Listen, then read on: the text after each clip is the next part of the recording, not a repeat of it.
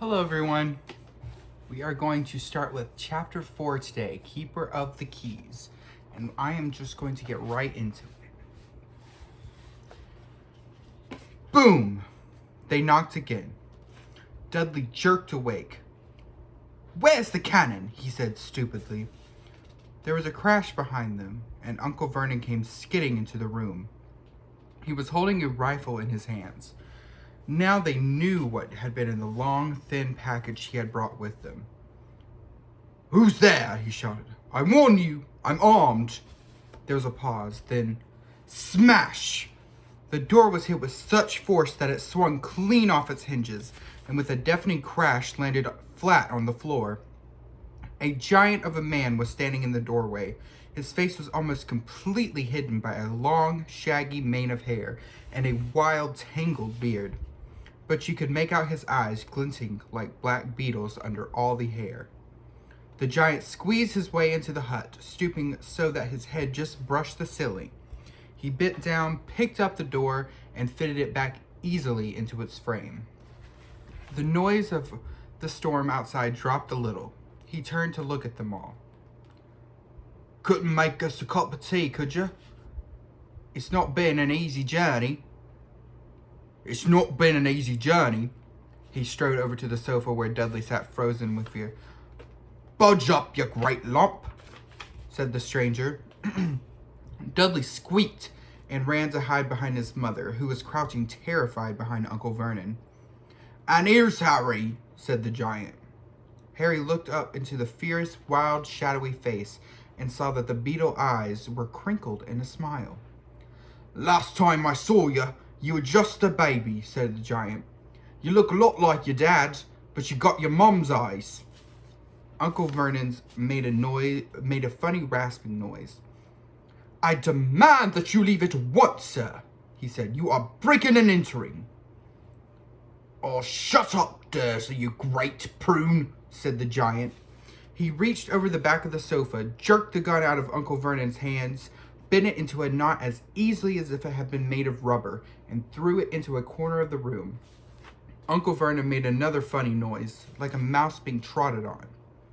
"Anyway, Harry," said the giant, turning his back on the Dursleys, "a very happy birthday to you.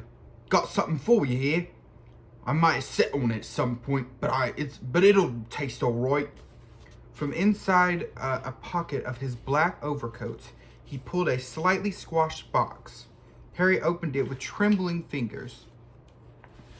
Inside was a large, sticky chocolate cake with "Happy Birthday, Harry" written on it in green icing. Harry looked up at the giant. He meant to say thank you, but the words got lost on the way to his mouth, and what he said instead was, "Who are you?" The giant chuckled.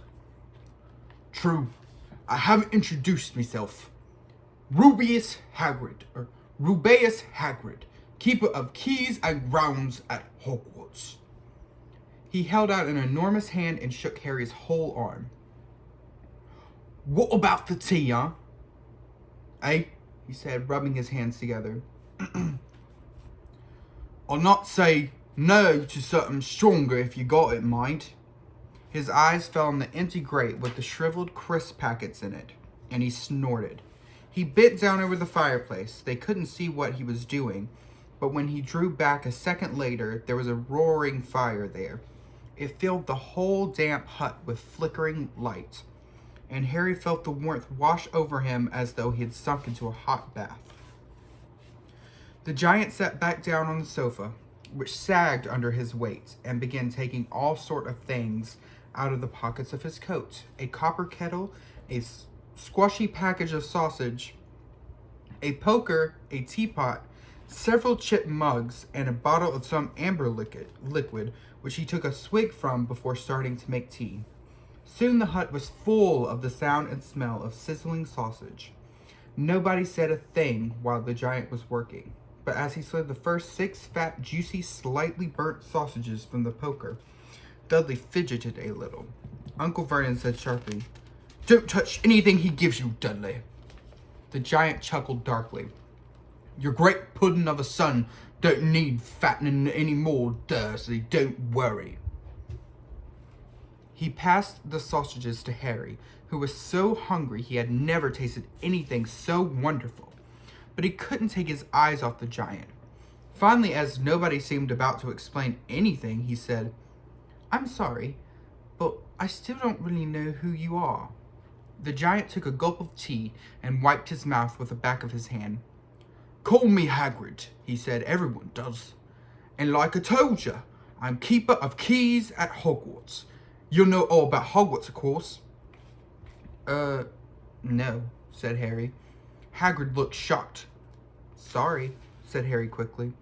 "Sorry!" barked Hagrid, turning to stare at the Dursleys, who shrank back into the shadows. "It's them that should be sorry. I know you weren't getting letters, but I never thought you wouldn't even know about Hogwarts, for crying out loud. Did you never wonder where your parents learnt it all?" "Oh, what?" "Oh, what?" Hagrid thundered. "Now wait just 1 second." He had leapt to his feet in his anger. He seemed to fill the whole hut. The Dursleys were cowering against the wall. "Do you mean to tell me," he growled at the Dursleys, "that this boy knows nothing about anything?" Harry thought this was going a bit far. He had been at school after all, and his marks weren't bad. "I know some things," he said. "I can, do maths and stuff." But Hagrid simply waved his hand and said, "About our world, I mean. Your world. My world. Your parents' world." "What world?" Hagrid looked as though he was about to explode. "Daisies!" he boomed. Uncle Vernon, who had gone very pale, whispered something that sounded like Mimblewimble. Hagrid stared wildly at Harry. "But you must know about your mom and dad," he said. "I mean, they're famous. You're famous." "What? My mom and dad weren't famous, were they?" "You don't know. You don't know." Hagrid ran his fingers through his hair, fixing Harry with a bewildered stare. "You don't know what you are," he said finally. Uncle Vernon suddenly found his voice.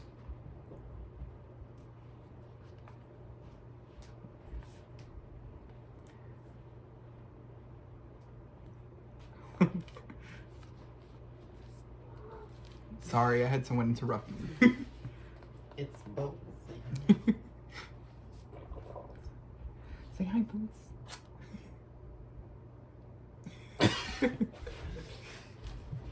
Storm.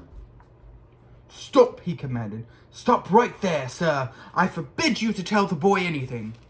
A braver man than Uncle Vernon would have quarreled under the furious look Hagrid gave him. When Hagrid spoke, his every syllable trembled with rage. "You never told him. Never told him what was in the letter Dumbledore left for him. I was there. I saw Dumbledore leave it, Dursley, and you've kept it from him all these years." "Kept what from me?" said Harry eagerly. "Stop! I forbid you!" yelled Uncle Vernon in a panic. Aunt Petunia gave a gasp of horror. Go boil the heads to both of you," said Hagrid. "Harry, you're a wizard." There was silence inside the hut. Only the sea and the whistling wind could be heard. "I'm a what?" gasped Harry. A wizard, of course," said Hagrid, sitting back down and on the sofa, which groaned and sank even lower. "And a thumping good one, I'd wager, I'd say. Once you've trained up a bit with a mum and dad like yours, what else would you be? I reckon it's about time you read your letter."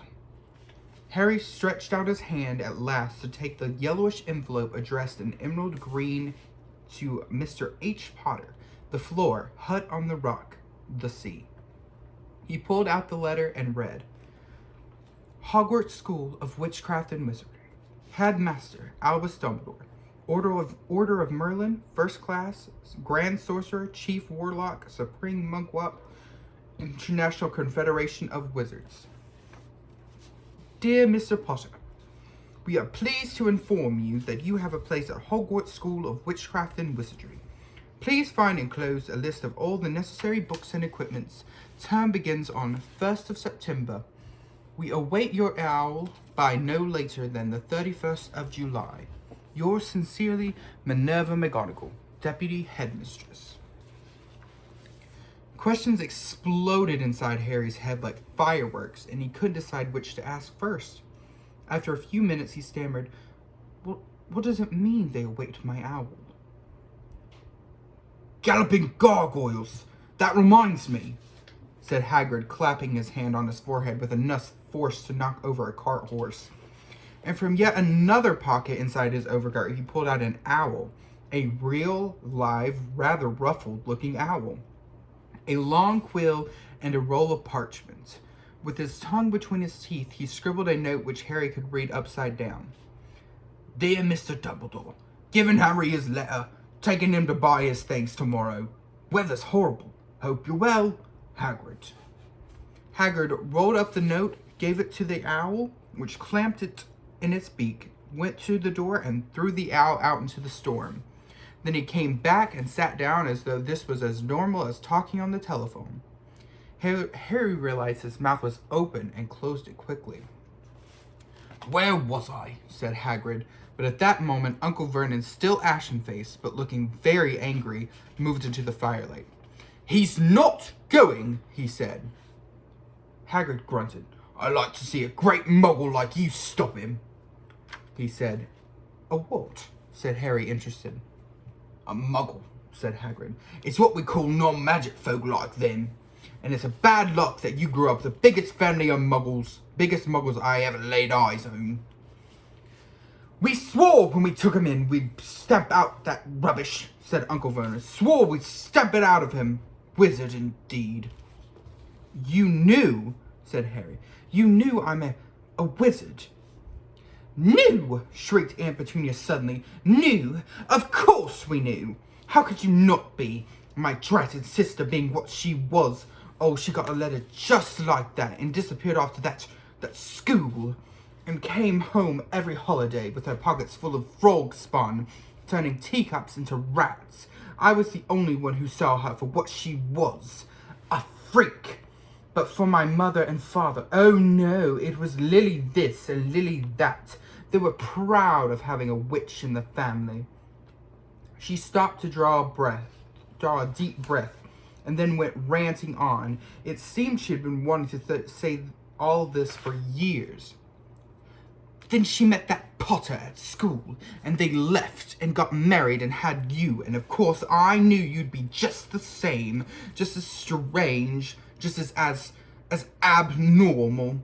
And then, if you please, she went and got herself blown up, and we got landed with you. Harry had gone very white. As soon as he found his voice, he said, Blown up? You told me they died in a car crash. Car crash, roared Hagrid, jumping so angrily that the Dursleys scuttled back to their corner. How could a car crash kill Lily and James Potter? It's an outrage, a scandal. Harry Potter not knowing his own story when every kid in our world knows his name. But why? What happened? Said Harry urgently.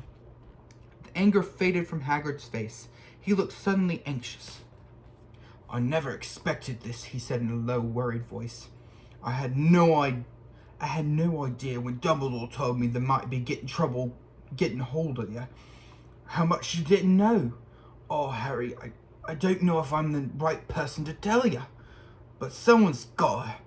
You can't go off to Hogwarts not knowing. He threw a dirty look at the Dursleys. Well, it's best to know as much as I can tell you. Mind, I can't tell you everything. It's a great mystery, parts of it. He sat down, stared into the fire for a few seconds, and then said, It begins, I suppose, with a person called, but it's incredible. You don't even know his name. Everyone in our world knows. Who? Well, I don't like saying the name if I can help it. No one does. Galloping gargoyles, Harry. People are so scared. Blimey, this is difficult.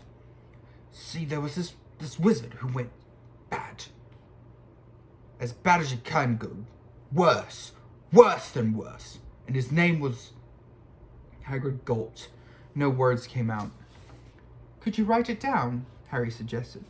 Nah, can't spell it. All right. Voldemort. Harry shuddered. Hagrid shuddered. Don't make me say it again. Anyway, this wizard, about 20 years ago now, started looking for followers. Got 'em too. Some were afraid. Some just want a bit of his power, 'cause he was getting power himself, all right. Dark days, Harry. Didn't know who to trust. Didn't dare get too friendly with strange wizards or witches. Terrible things happened. He was taken over. Of course, some stood up to him, and he killed them. Horribly. One of the only safe places left was Hogwarts. Reckon Dumbledore was the only one you knew who was afraid of. Didn't dare try taking the school, not just then anyway. Now your mom and dad was as good as a witch and wizard as I ever knew. Head boy and girl at Hogwarts in their day. Suppose the mystery is why you know who never got 'em on their side before. Probably knew they were too close to Dumbledore to deal with the dark side. Too close to Dumbledore to want anything to do with the dark side. Maybe he thought he could persuade him. Maybe he just wanted him out of the way. All anyone knows is he turned up in the village where you was all living on Halloween 10 years ago. You was just a year old. He came to your house and Hagrid suddenly pulled out a very dirty spotted handkerchief and blew his nose with a sound like a foghorn. Sorry, he said, but it's that shad. Knew your mom and dad and nicer people you couldn't find. Anyway, you know who killed him? And this is the real mystery of the thing. He tried to kill you, too. Wanted to make a clean job of it, I suppose. Or maybe he just liked killing by then. But he couldn't do it. Never wondered how you got that mark on your forehead. That's no ordinary cut. That's where you get when a powerful evil curse touches you. Took care of your mom and dad, and your house even.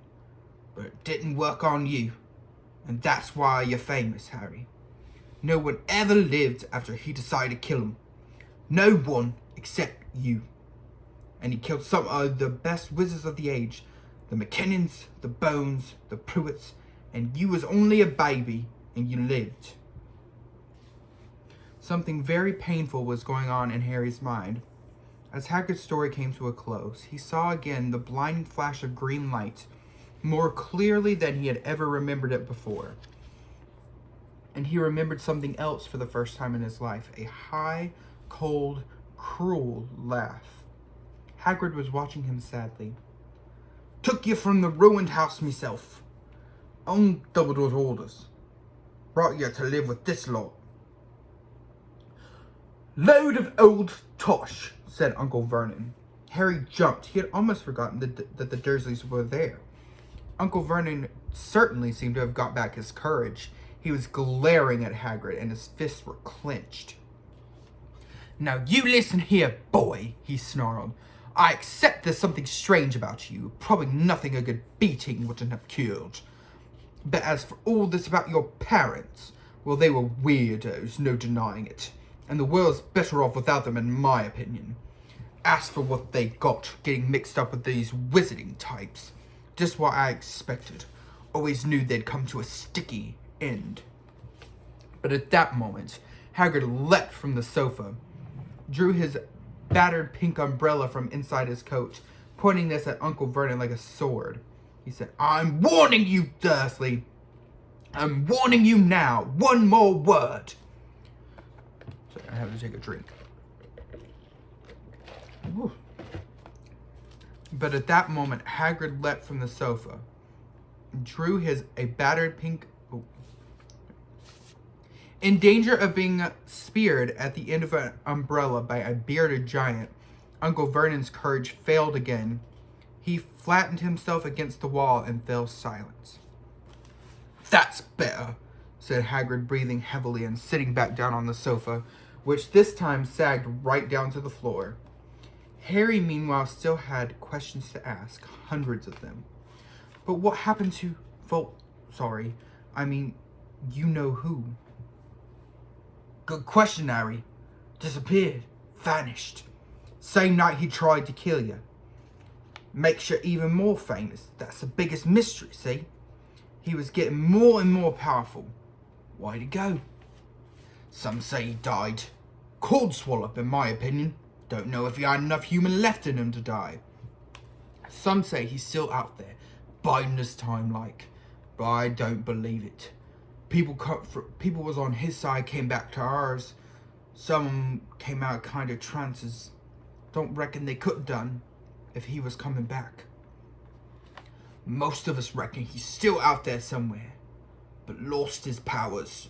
Too weak to carry on. 'Cause something about you finished him, Harry. There was something going on that night he hadn't counted on. I don't know what it was. No one does. But something about you stopped him, all right. Hagrid looked at Harry with warmth and respect blazing in his eyes. But Harry, instead of feeling pleased and proud, felt quite sure there had been a horrible mistake. A wizard. Him. How could he possibly be? He had spent his whole life being clouted by Dudley and bullied by Aunt Petunia and Uncle Vernon. If he was really a wizard, why hadn't they all been turned into warty toads every time they tried to lock him in his cupboard? If he had once defeated the greatest sorcerer in the world, how come Dudley had always been able to kick him around like a football? Hagrid, he said quietly.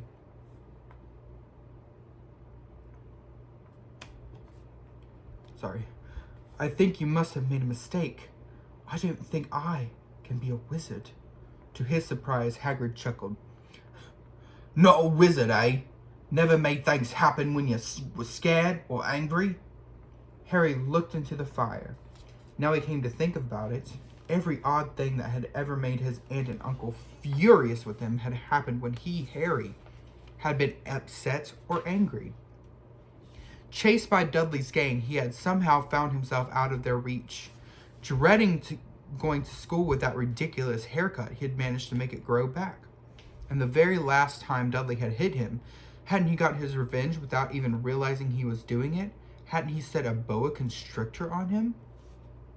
Harry looked back at Hagrid, smiling, and saw that Hagrid was positively beaming at him.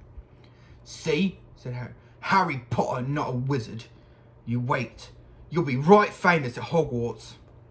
But Uncle Vernon wasn't going to give in without a fight. Haven't I told you he's not going, he hissed. He's going to Stonewall High, and he'll be grateful for it. I've read those letters, and he needs all sorts of rubbish. Spellbooks and wands, and if he wants to go, a great